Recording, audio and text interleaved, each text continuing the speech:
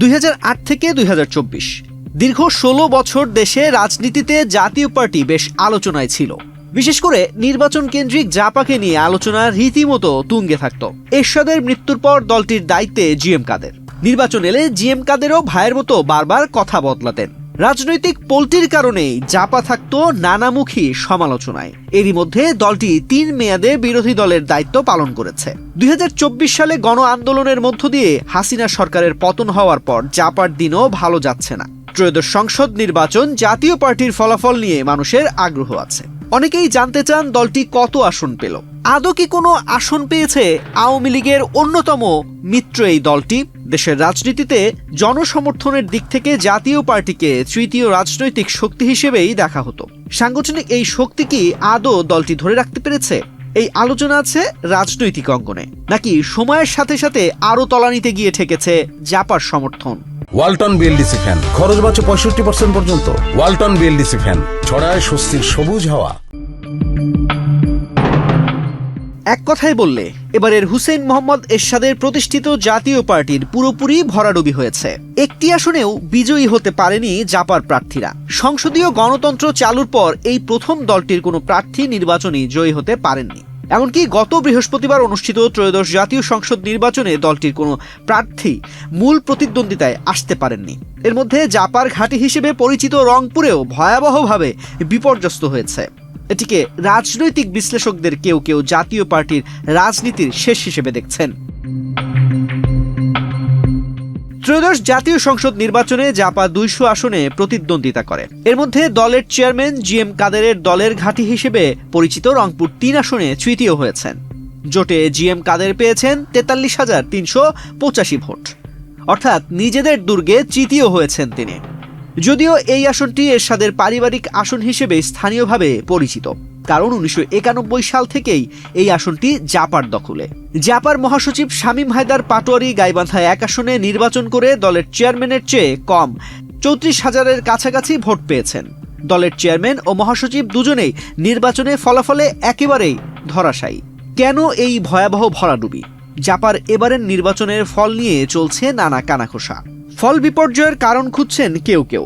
বলছেন গত 17.5 বছর আওয়ামী লীগের লেজুর বৃত্তি করে জাপা তাদের স্বকীয়তা হারিয়েছে। এমনকি আওয়ামী লীগের দুঃশাসন ও বিতর্কিত নির্বাচনকে বৈধতা দিতে ভূমিকা রেখে দলটি জনগণ থেকে এক প্রকার বিচ্ছিন্ন হয়ে পড়েছে। আওয়ামী লীগের দোসর হিসেবে পরিচিত হলেও দলটির ভোটাররা এবার জাতীয় পার্টিকে ভোট দেননি, অথচ দলটি আওয়ামী লীগের ভোট প্রত্যাশা করেছে। এর বাইরে জাতীয় পার্টি গত 2 দশক নেতা নির্ভর দলে পরিণত হয়েছে। দলটির কর্মী ও সমর্থকের সংখ্যা দিন দিন কমে অন্য দলে যোগ দিয়েছেন। এর ফল এবারের নির্বাচনে হাতে নাতে পেয়েছে দলটি। সেই সঙ্গে দলে দফায় দফায় ভাঙন ও বিপর্যয়ের একটি বড় কারণ হিসেবে দেখা হচ্ছে। মূলত 8টি ভাগে বিভক্ত এরশাদের দল জাপা। আওয়ামী লীগের পতনের পর দলের শীর্ষ নেতারা জিএম কাদেরকে ছেড়ে গিয়ে পৃথক প্ল্যাটফর্ম গড়ে তুলেছেন। পাশাপাশি নানা রাজনৈতিক প্রতিবন্ধকতার কারণে দলটি ভালোভাবে নির্বাচনী প্রচারে অংশ নিতে পারেনি। সব মিলিয়ে জাপা চেয়ারম্যান ও মহাসচিব ছাড়া দলটির অন্য প্রার্থীদের কেউ ভোটের মাঠে আলোচনায় নেই। জাতীয় পার্টি ঐতিহাসিকভাবে আওয়ামী লীগের সঙ্গে সদ্ভাব রেখে চলেছে। এরশাদের শাসন আমলে 1986 সালের নির্বাচন বিএনপি বর্জন করলেও আওয়ামী লীগ অংশ নেয়। 1996 সালে দীর্ঘ 21 বছর পর আওয়ামী লীগ ক্ষমতায় ফেরে জাতীয় পার্টির সমর্থন নিয়ে। 2006 সালে বিএনপি জামায়াত জোট সরকার বিরোধী আন্দোলনে আওয়ামী লীগের সঙ্গী হয় জাতীয় পার্টি। পরে 2008 সালের ভোটে সমঝোতা করে আওয়ামী লীগের সঙ্গে ভোট করে এবং সরকারে অংশ নেয়। জুলাই অভ্যুত্থানের পর কাকরাইলে জাতীয় পার্টির কেন্দ্রীয় কার্যালয়ে কয়েক দফা ভাঙচুর ও আগুন দেওয়া হয়েছে। আওয়ামী লীগের মতো জাপাকে নিষিদ্ধ করতে সরকারকে চাপ দিয়েছিল জাতীয় নাগরিক পার্টি, জামায়াতে ইসলামী সহ আরও কিছু দল। এর মধ্যেও জাপা নির্বাচনে অংশ নেওয়ার সিদ্ধান্ত নেয়। সংসদ নির্বাচনে জাতীয় পার্টির অতীত ইতিহাস কি? সেনাপ্রধান থেকে ক্ষমতা গ্রহণ করে টানা 9 বছর দেশ শাসন করেন এইচ.এম. এরশাদ। গণ আন্দোলনের মুখে স্বৈরাচারী এরশাদ সরকারের পতন ঘটলে দেশের নিরপেক্ষ সরকারের অধীনে নির্বাচন অনুষ্ঠিত হয়। 1991 সালে অনুষ্ঠিত ওই নির্বাচনে জাতীয় পার্টি 35টি আসনে জয়লাভ করেছিল। তখন দলটির চেয়ারম্যান এইচ.এম. এরশাদ জেলে থেকে রংপুর 5টি আসনে জয়ী হয়েছিলেন। দলটির প্রার্থীরা ভোট পেয়েছিলেন 12%। 1996 সালের 12 জুন অনুষ্ঠিত নির্বাচনে জাতীয় পার্টির আসন সংখ্যা ছিল 32, ভোট পেয়েছিল 16%। এই নির্বাচনে আওয়ামী লীগ সংখ্যাগরিষ্ঠতা পায়নি, জাতীয় পার্টির সমর্থনে সরকার গঠন করে।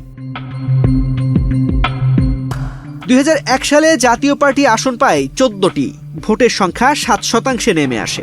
2008 সালের নির্বাচনে আওয়ামী লীগের নেতৃত্বে মহাজোটের অংশ হিসেবে ভোট করে দলটি। তারা আসন পায় 28টি এবং ভোট পায় 7%। এরপর 2014 সালের জাতীয় নির্বাচন বিএনপি বর্জন করে। ওই নির্বাচনে জাতীয় পার্টি 34 আসন পেয়ে সংসদে প্রধান বিরোধী দলের ভূমিকা নেয়।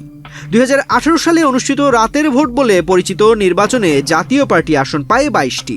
তাদের ভোটের হার কমে দাঁড়ায় 5%-এর কিছু বেশি। এবারও দলটি প্রধান বিরোধী দল হিসেবে সংসদে জায়গা করে নেয়। সর্বশেষ 2024 সালে বিরোধী দলবিহীন নির্বাচনে জাতীয় পার্টির আসন ছিল 11টি। তাদের প্রাপ্ত ভোট 3% মতো ছিল। ত্রয়োদশ জাতীয় সংসদ নির্বাচনের আগে হুসেইন মোহাম্মদ এরশাদের জাতীয় পার্টি আরেক দফা ভাঙনের মুখে পড়ে। আনিসুল ইসলাম মাহমুদের নেতৃত্বে হেভিওয়েট নেতাদের নিয়ে গড়ে তোলা হয় নতুন জাতীয় পার্টি। এরশাদ জীবিত থাকতেই জাতীয় পার্টি কয়েকবার ভেঙেছে, তবে প্রতিবারই এরশাদের নেতৃত্বে থাকা অংশ মূল জাতীয় পার্টি হিসেবে দাঁড়িয়েছিল। জাপার চেয়ারম্যান এইচ.এম. এরশাদ 2019 সালে মারা যান। এরশাদ জীবিত থাকা অবস্থায় জাতীয় পার্টির নেতৃত্ব নিয়ে রওশন এরশাদ ও জি.এম. কাদেরের মধ্যে বিরোধ ছিল। ছোট ভাই জি.এম. কাদের ও স্ত্রী রওশন এরশাদের সঙ্গে সমন্বয় করে দল চালিয়েছেন এরশাদ, কিন্তু এরশাদের মৃত্যুর পর তা নেই। রওশন এরশাদ অসুস্থ হলেও তার নেতৃত্বে জাতীয় পার্টির আরেকটি ধারা রয়েছে। 2024 সালের নির্বাচনে জি.এম. কাদেরকেই মূল নেতা হিসেবে কাছে টেনেছিল আওয়ামী লীগ, ফলে রওশন অনেকটাই আড়ালে চলে যান। এখন জি.এম. কাদেরের দলের মহাসচিব হয়েছেন অপেক্ষাকৃত তরুণ শামীম হায়দার পাটোয়ারি। এর বাইরে দলে সেভাবে পরিচিত নেতা নেই। দলের সাবেক মহাসচিব মশিউর রহমান রাঙাকে গত বছরের সেপ্টেম্বরে দল থেকে বের করে দেওয়া হয়। পরে 14 ডিসেম্বর ক্ষমা চেয়ে আবার জাতীয় পার্টিতে ফেরেন তিনি। একই সঙ্গে রংপুর 6 আসনের সাবেক সংসদ সদস্য নূর মোহাম্মদ মণ্ডল আবার দলে ফিরেছেন। এর মাধ্যমে ভঙ্গুর দলকে জীবিত করার চেষ্টা চালানো হয়, কিন্তু শেষ রক্ষা হয়নি। রাজনৈতিক বিশ্লেষকদের মতে রংপুর, লালমনিরহাট, কুড়িগ্রাম, গাইবান্ধা, নীলফামারী সহ উত্তরবঙ্গের জেলাগুলোয় এরশাদের জাতীয় পার্টির প্রতি সাধারণ মানুষের সহানুভূতি ছিল। লাঙ্গল প্রতীক ও এরশাদের প্রতি দুর্বলতা বিবেচনায় বৃহত্তর রংপুর অঞ্চলে জি.এম. কাদেরের জাপা কিছুটা অবস্থান ধরে রাখতে পারবে, এমনটাই ধারণা করা হয়েছিল। কিন্তু জাপা পর্যুদস্ত হয়ে সব হিসাব পাল্টে দিয়েছে।